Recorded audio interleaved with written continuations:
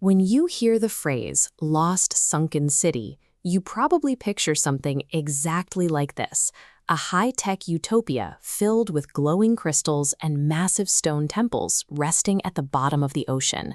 It is easy to see why we blur the names Atlantis and Lemuria together into a single generic myth. Both stories speak of highly advanced human societies existing before the Ice Age, and both vanish in a global deluge long before recorded history began. Because the setup is so similar, internet culture and modern writers eventually collapsed these two very separate traditions into one homogeneous, lost supercivilization. But treating these names as interchangeable synonyms strips them of their actual meaning.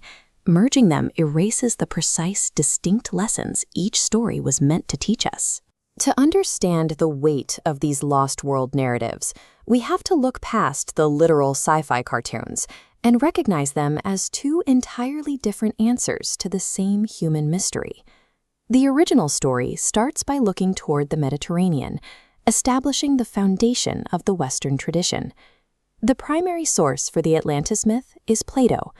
Plato was an ancient Greek philosopher who introduced the story in his texts Timaeus and Critias, two philosophical dialogues written around 360 BC.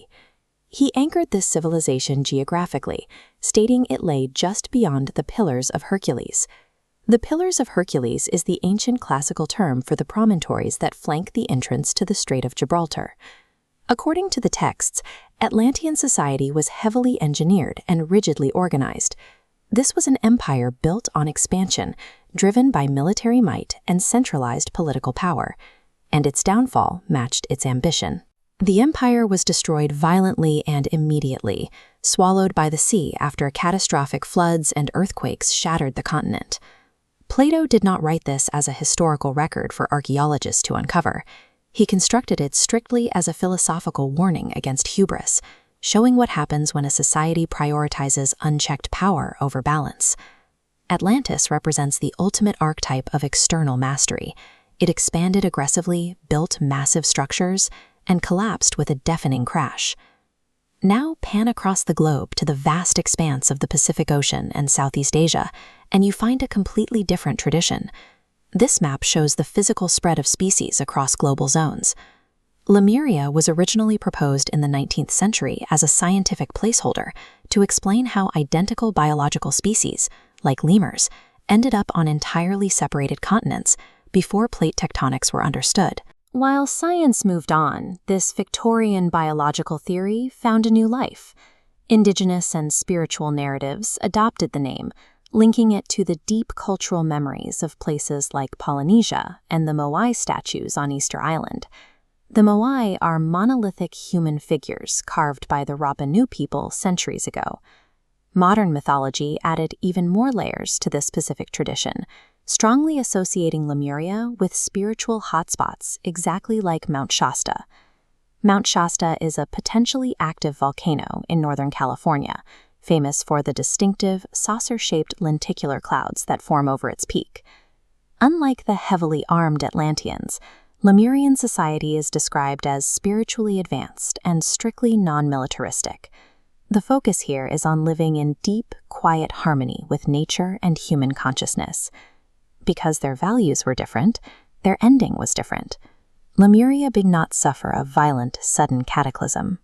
Instead, the society declined slowly, and its wisdom was preserved quietly through oral tradition and lineage rather than written text. If Atlantis is external power, Lemuria is the archetype of internal mastery. It was a civilization focused on remembrance, one that simply faded away. We map these exact opposites directly. One side, an Atlantic civilization built on power and structure. The other, a Pacific society centered on harmony and consciousness. Atlantis ends in sudden destruction, leaving a written warning. Lemuria fades gradually, leaving an oral tradition of remembrance. Keeping this matrix in mind allows you to instantly spot poorly researched historical theories. If a book or video tries to tell you about Lemurian battle cruisers or Atlantean peace crystals, they are mixing the lore. But these two traditions do not have to fight for the title of the one true lost continent. They might represent two parallel civilizations from the exact same pre-Ice Age era, or even two different cultural expressions of a single global reality. When humanity survived the trauma of a lost world, surviving cultures preserved the memory based on what they valued most.